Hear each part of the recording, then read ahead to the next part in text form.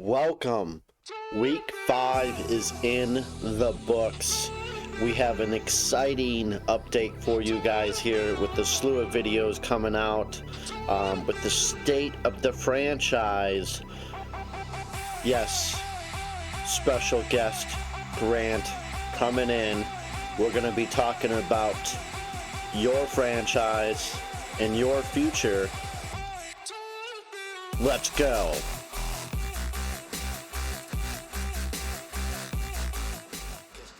Born in the USA. You were Jason Bourne in the USA. All right, yeah. I have a nemesis in every league, and it's somebody with the last name of Shimming. It's just either Robbie or Tim.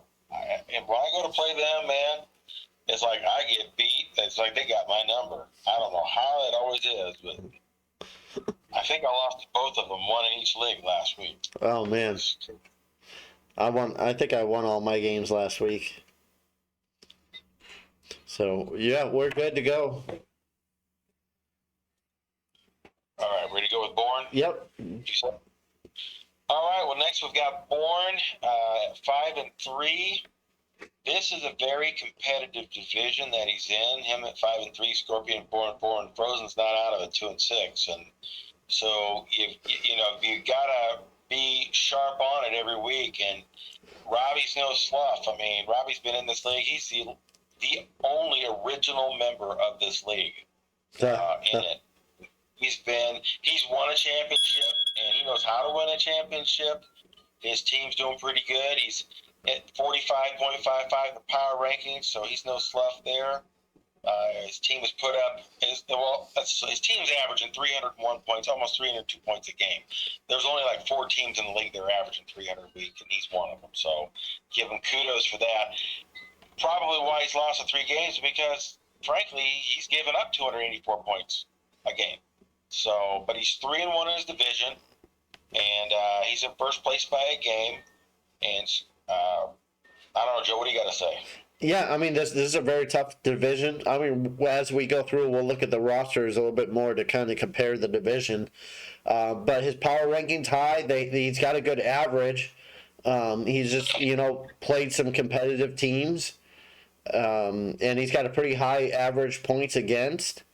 But if you really look at Frozen, I mean, not to take away from, Bourne, we're talking about Bourne, but Frozen has almost averaged 300 points against, and he's still he's nipping at these guys' heels at 2-6. So. Well, speaking of Frozen, Joe, he was 0-6 last week. He won both his games, so that put him to 2-6. Okay, so yeah. He's on the... Yep, I mean he's not out of it yet, but he's gonna have to we'll once we get to Frozen, we'll see. I'll be looking forward to seeing what he can do. But Bourne needs to either do something to make it not happen or make it so he does happen. There you go. All right, well, let's look at his roster here. Pull it up. I had it up. I shut it down. Here we go.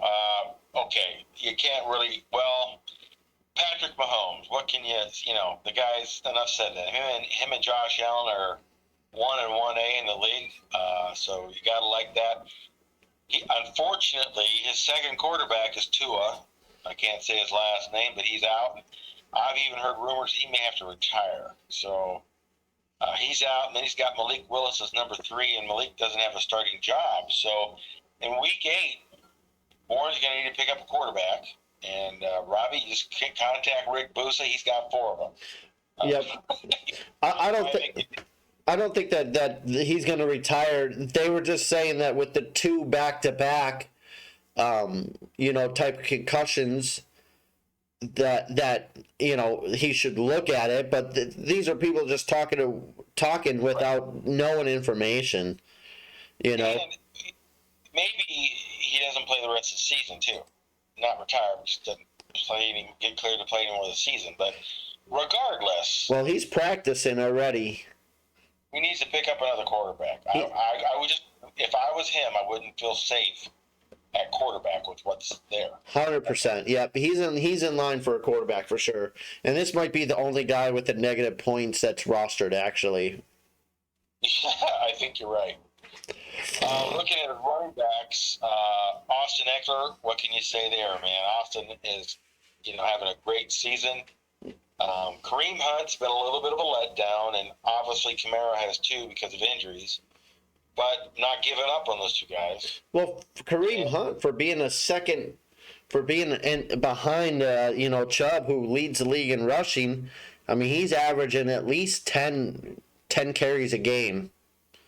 Yeah. For a backup, it's hard to start a handcuff every week, which I'm sure he needs to do with him. Yeah, and I mean he's got no less than almost three targets. He's got 4, 2, 4, 3, and 3 targets every game.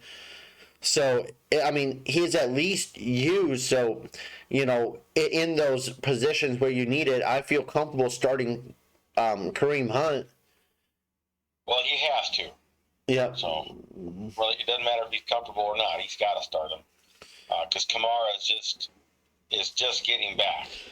Yep. Right now. And then you got Mitchell who got injured. And Murray's a handcuff, and the kid in Kansas City's a handcuff, and Spiller has not played it down this year because he's been hurt. So, of course, he's not going to play with Eckler going off the way he is. So. Oh yeah, for sure. But that's good. Those are two guys that hang on for the future, and that's why we have 40 roster spots, guys. So you can, bury a couple guys. Yep. So, and you mentioned Gainwell, but Gainwell, obviously Sanders is doing very well, but Gainwell's definitely the number 2 guy there. So if Sanders goes down, there's your guy. Wide receiver, Hollywood Brown is ripping it up at almost 100 points a game. And unfortunately, this Dotson, has been out for the last few games, but the games he played were fantastic. Yeah, he's done pretty well. He's gotten lots of targets. He's got Hardiman, who's played well this last week. But there's a lot of fish to feed, a lot of mouths to feed there in Kansas City. So it's kind of hard if your name's not Travis Kelce. Yeah, it's hard to trust those guys. Yeah. Hopkins is going to be coming off suspension here soon. And well, he's got both of them from Arizona, so that could be. That'll probably drop Brown down a little bit, I suppose, right? Yeah. Or Ertz, one of the two. One of those guys is going to drop down a little bit. And DJ Moore, man, he started out so good, but then Baker Mayfield did old Baker Mayfield tricks. He just let everybody down. And I think they're sorry that they picked him up, I want to see what they do after this firing. So. Yeah. That's a good point. Alexa, turn on the living room. Sorry. Just throw the ball, give it to McCaffrey. Like, McCaffrey's targets out of the backfield are like half.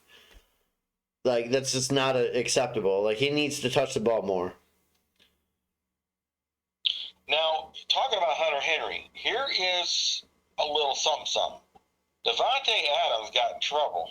He knocked the cameraman down after the game. He might get suspended. Who knows? But Hunter's back. He's not hurt anymore. And he only got 4 catches last night, or whenever it was the other night. Yeah. But if Adams is out, suspended or whatever, look for him to really take off. Oh, yeah. I mean, if you really look at, like, the other guy, Hooper or Hollis or Holland, that really is Hunter Renfro's role.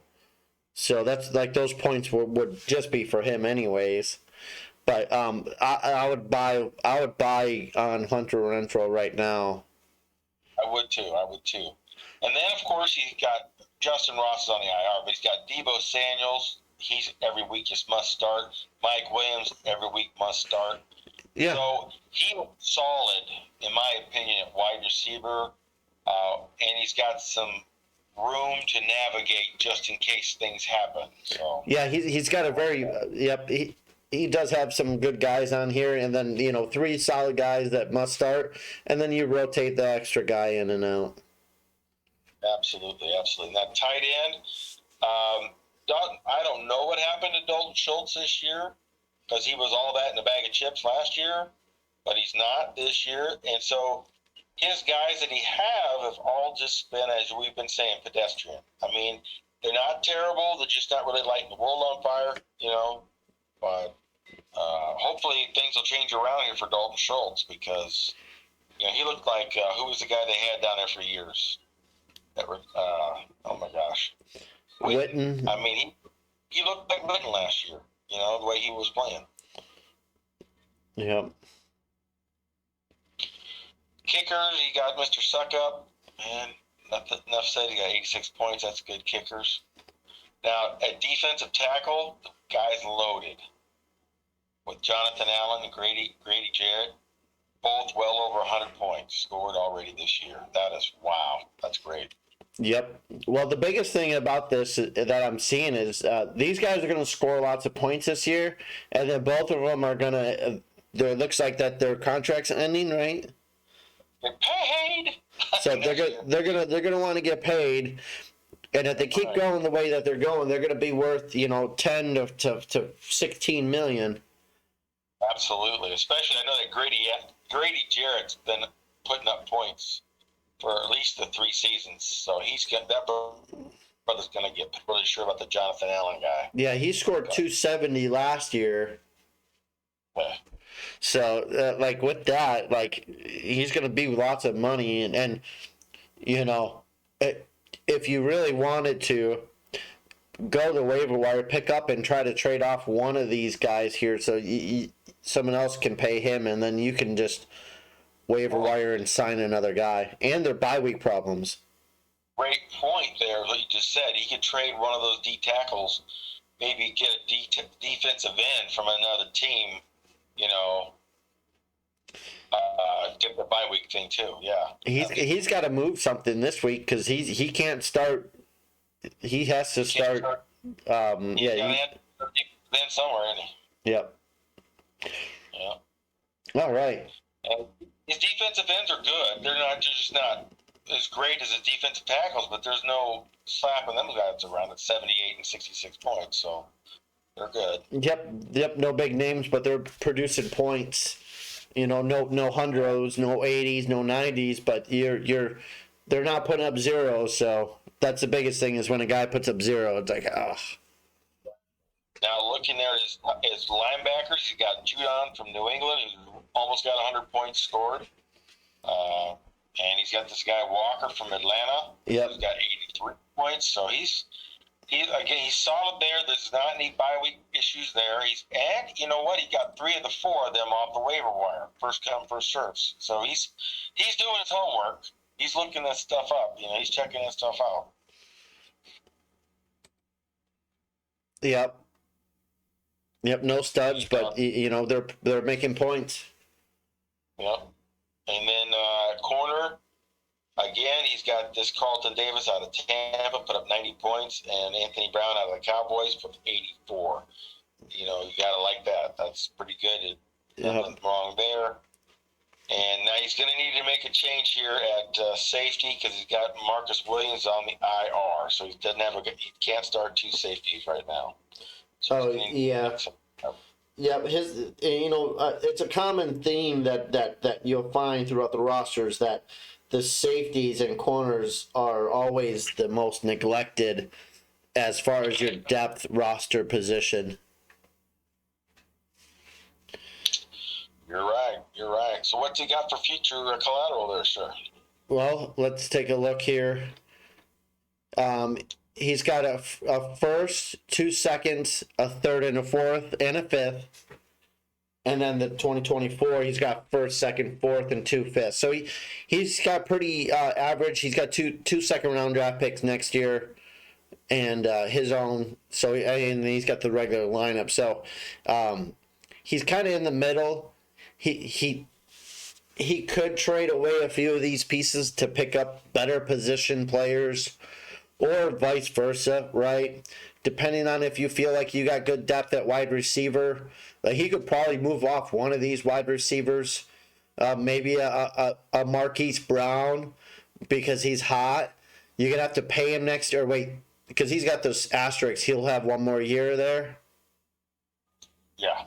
Okay, so You know, I would move off Brown, get a big acquisition for it, and you'll be fine once Hopkins comes back in.